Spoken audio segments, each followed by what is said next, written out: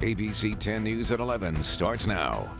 Tonight, the Escondido Union High School District taking a stance against racism following Saturday's tortilla throwing incident after a local high school basketball game. Good evening and thank you for joining us. I'm Steve Atkinson. Our ABC 10 News reporter Anthony Puro is in Escondido, and the board's resolution comes as members of the community call for action following what they say was an act of racism and bigotry. The school board had a special meeting tonight specifically to vote on a resolution in response to the tortilla throwing incident. Members of the community say it's a good start but want to see more. EUHSD denounces discrimination, racism, and negative sentiments against any group. The Escondido Union High School District Board adopted a resolution Thursday. Member Durney? Aye. Member Peterson? Aye. The resolution denounces discrimination, racism, and negative sentiments against any group. The district also promises to confront the biases in their school district and actively engage in the challenging work of dismantling problematic practices that limit student opportunities. During public comment, speakers spoke in favor of the resolution, but said more needed to be done. Tonight's resolution must only be a beginning, not an end. The resolution follows this controversial tortilla throwing incident after Saturday's high school basketball game when Coronado beat Orange Glen for the championship. At least 2 Coronado High basketball players could be seen throwing tortillas at Orange Glen's mostly Latino team. It led to the Coronado coach getting fired earlier this week. But some, like Tabitha Belshi, who's an Orange Glen alum, say it's not enough and think the CIF should strip Coronado of their title win. Yeah, stripping the title in addition to either preventing games between Orange Glen and Coronado in the future or just preventing Coronado from playing next year. Give them some time to sort out these problems. The man who brought the tortillas to the game, Luke Cerna, issued an apology Thursday morning saying, "I realize the tortilla throwing has been perceived as racially insensitive. I do not condone racially insensitive behavior, and that was not my intent. I apologize to all who were hurt by this and hope it can be a teaching moment for us all to become more conscious." The CIF is investigating the incident and said Thursday it fully appreciates the importance of this matter and the concerns involved. Its review process includes giving each high school or district the opportunity to conduct an investigation into what happened. The CIF will then receive the results of their internal reviews. In the upcoming week, it anticipates issuing the ruling of its executive director. Anthony Pura, ABC 10 News. So more could still come. Also tonight, the search continues for any sign of life after that condo building collapse near Miami. 99 people are still unaccounted for. Our ABC 10 News reporter Laura Acevedo spoke to a local search and rescue expert about the challenge ahead for rescue teams. The search for survivors will take days, leaving families desperate for any answers. The before and after images of what's left of this 12-story condo building are gut-wrenching. It's obviously a very devastating situation that they have in Miami. Families were sleeping inside when the building came crashing down around 1:30 Thursday morning. We just ran for our lives and it was nothing but just white, thick cloud of dust. At least 3 were killed. Rescue crews now desperately searching for survivors, finding this 6-year-old boy. He was saying, can you see me? As he was waving his hands, I just made sure that he could hear my voice and know that, somebody's there. Doug Nakama is a local FEMA urban search and rescue branch officer. Anytime you get a collapse, there's a lot of unknowns. He also worked with San Diego Fire for 26 years and was sent to help rescue teams on 9/11. Nakama explains the search will be tedious, with crews rushing to look for any signs of life while dealing with movement in the rubble and what's left of the building. A lot of the rubble is very small in comparison to some of the concrete that we work with. And so what that equates to is there may not be a lot of void spaces. Nakama says the crews have long days ahead, facing a reality that they're fighting against time. Immediately, of course, adrenaline goes really hard and strong. They want to make the rescues and want to do the best they can.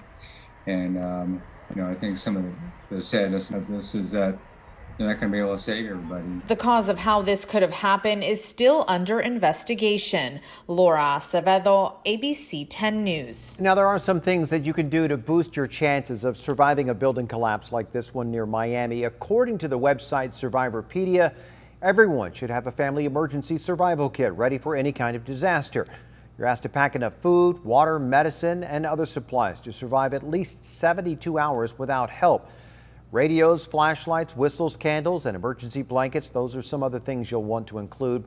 Now, once the building starts to collapse, what do? You try to escape by an elevator? No, that's not going to happen. Instead, head towards the light, and below 3 stories, windows could be your best bet to get out.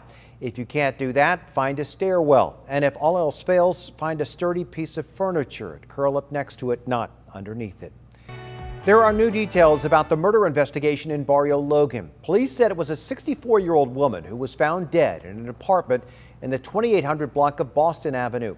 One of her 2 sons was arrested. Her other son reportedly fought his brother after calling police. Police also say the mother was found in the bathroom. Investigators were on scene for several hours collecting evidence. None of the family members are being identified at this time. State lawmakers are racing to finalize the largest rent forgiveness plan in U.S. history, and it comes just days before California's eviction moratorium is set to expire. Our ABC 10 News anchor Derek Stahl is going in depth on what that could mean for San Diegans in need. At Gabriel Guzman's new apartment in Chula Vista, I have everything, honestly. he's still sifting through the mess from his old place. We lost 60% of our income, and we followed the guidelines as it was required. He and his wife lost their jobs during the pandemic and fell behind on rent. They mailed hardship letters trying to qualify for state aid, but in December, their family was evicted anyway through what Guzman calls a loophole. When we were evicted, it did affect my kids. It especially affected my 3-year-old because she didn't understand, and she kept asking me when we were going to go home. Now he's waiting to find out what will happen to the $12,000 he owes his previous landlord. Yeah, the pandemic's almost done, we hope, as far as the virus being transmitted. But the financial portion of it is just beginning. Governor Gavin Newsom has proposed covering 100% of the unpaid rent for lower-income Californians, up from the 80% repayment already in place. It would be available to people with a pandemic-related financial hardship who make up to 80% of the median income in their area. In San Diego County, that would be a family of 5 making under about $105,000, or a family of 3 making roughly $87,000. But state lawmakers are still hammering out the finer details on that and negotiating another extension to the state's eviction moratorium at the same time. That moratorium is set to expire June 30th. Landlords want as short of an extension as possible, says Deborah Carlton of the California Apartment Association. The fact that some of these landlords are still in business is shocking, and I think they've also taken out just as many loans as some tenants have.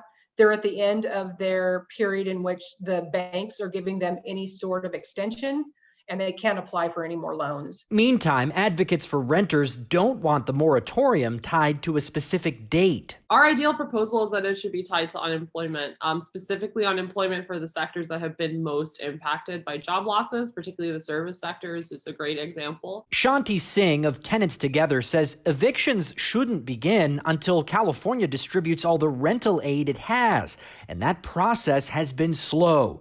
So far, 86,000 people have submitted applications to the state for aid, and only about 5,400 households have actually gotten it.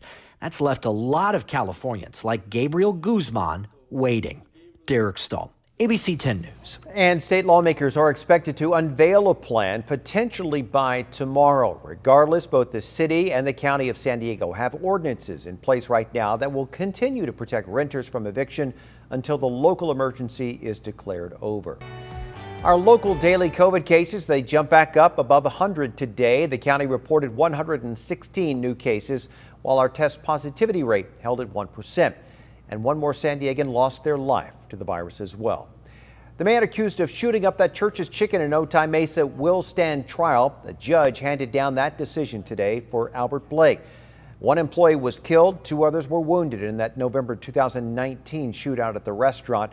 Prosecutors say that Blake tried to use a counterfeit $100 bill, which was rejected by the staff, so he left and came back with a gun, and he killed Maribel Ibanez. Blake is now being held on $5 million bail. Authorities have arrested a suspect in the mass shooting in Austin, Texas that happened earlier this month. That shooting in Austin's entertainment district left one person dead and more than a dozen injured.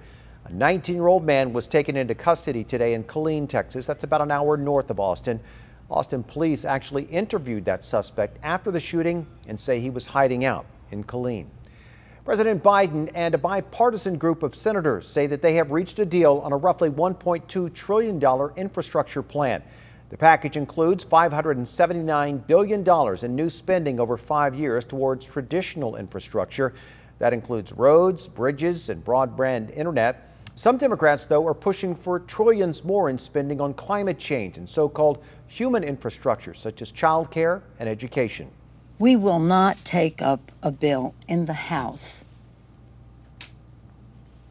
until the Senate passes the bipartisan bill and a reconciliation bill.